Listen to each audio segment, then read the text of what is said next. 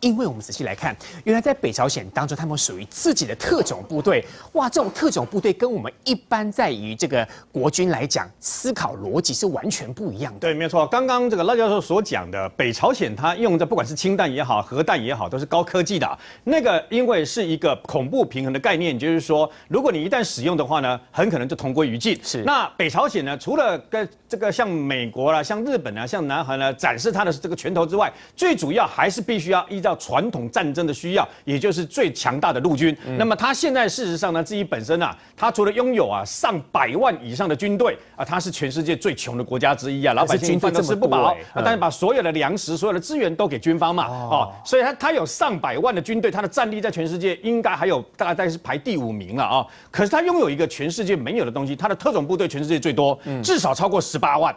18万的特种部队呢，其中隶属于11军团里面就有6万。为什么要特别介绍11军团？因为11军团的这个训练是非常严格的，比如说胸口碎大石，这个通常我们是在打江湖、走江湖卖艺的，对不对？怎么有点像义和团的感觉？没有错，但是问题就是打造人肉兵器，就是胸口碎大石，然后空墙破砖啊，当然你有空手道啦、跆拳道都有这个能力啊。然后呢，斧劈碎瓦，你知道吗？他手摆在上面，没有错，表示我这个耐痛力一流哦。头弯铁条啊，这个也是走江湖卖艺的人才会有的，但是表示他们自己体格很厉害，都这么厉害，对，没有错。那除此之外呢，他训练过程当中还有所谓的就强调一个人可以有多大的一个秘技呢？一个人他们平常训练是以打3个人跟甚至于15个人为欧，你知道吗？这个其实跟古代的斯巴达的训练是差不多。斯巴达也是5个人围殴1个人，为什么呢？你被打会痛会反击，你知道吗？那你就有办法面对很多人的时候，你以少击重，你不会害怕那包括用铁头功直接把那个铁钉钉下去，大家不要学。这个每个阿兵哥都会吗？对，没有错。然后呢包括那个拉车子啦，里面上面坐满了那个很多的那个阿兵哥啦等等啊。你看这个就是训练你的耐打，不会是演出来的吗？没有错。这个事实上都是宣传的影带那其实全世界各地的特种部队都是训练很严格，但毕竟不是北韩，不会用这种方式你看这个用这种方式射飞镖的那个太可怕了，对不对斧头打头，对，没有错。事实上他就要告诉大家说，我们的特种部队有多勇，你知道吗？有多猛当然这个其实是宣传影带啦。像我们孝成兄也是学跆拳道的，对不对学跆拳道也不会来胸口碎大石啊，你知道吗？何必跟自己过不去呢？因为你训练还是必须按照循序渐进的方式。不过他们的特种部队有一个东西是我们跟全世界各地特种部队必须要等于说学习的，什么？射击，你知道吗？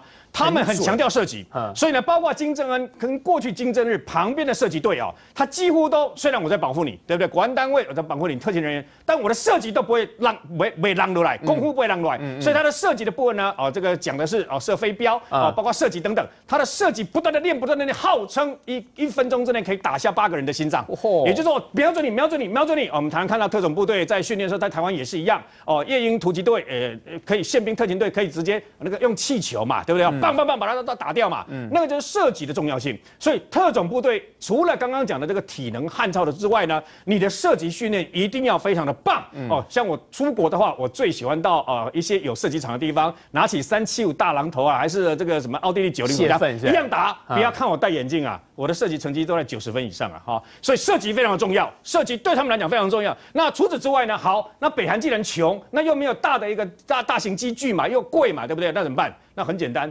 人海战术人多，阿兵哥人多嘛所以呢，包括各式各样的，包括用人力的方式开凿山，你知道吗？把山给开了以后，对你不要看这个开凿山了，为什么？这是零下摄氏20度你知道吗？摄氏20度的情况之下，我用人力没有戴手套的方式，我就挖，就铲，会不会有点笨？为什么不用机器然后因为没钱买这些相关的，包括手套跟相关的机器嘛然后呢所以这个另外这个宣传带呢，那等于说是非常特殊的人肉便桥。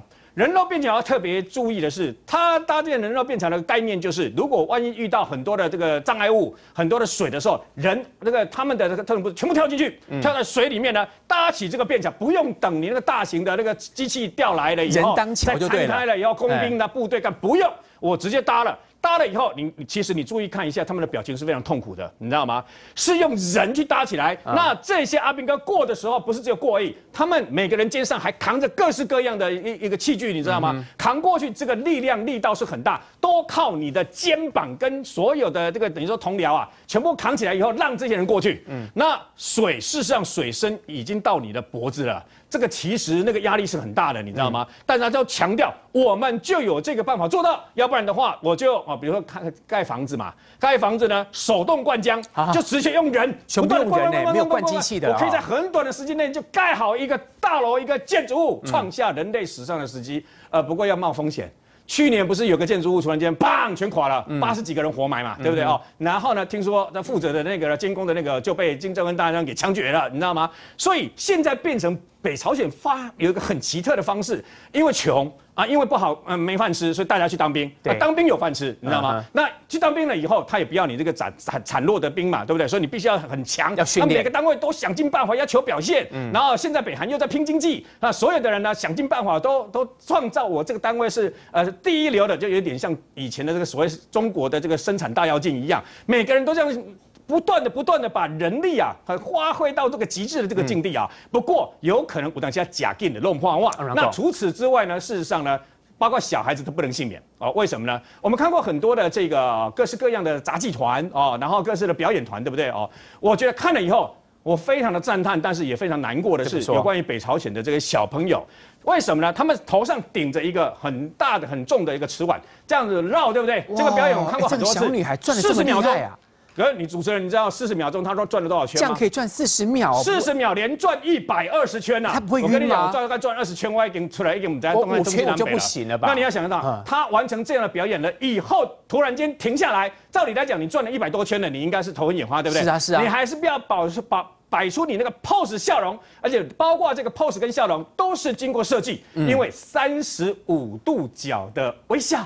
然后你要表现得像春天一样的灿烂，完全没有任何头晕，你知道吗？那他平常要怎么设计？怎么训练？他一定练 N 次。他白天早上要上课，下午到晚上就必须不断的练的时候，训练的过程有多残忍，你知道吗？可是问题是没有办法，为了赚取外汇，然后呢，为了博取最高领导人金正恩大将军的欢心，所以就只好赚，哪怕就把自己的童年给这样赚掉了。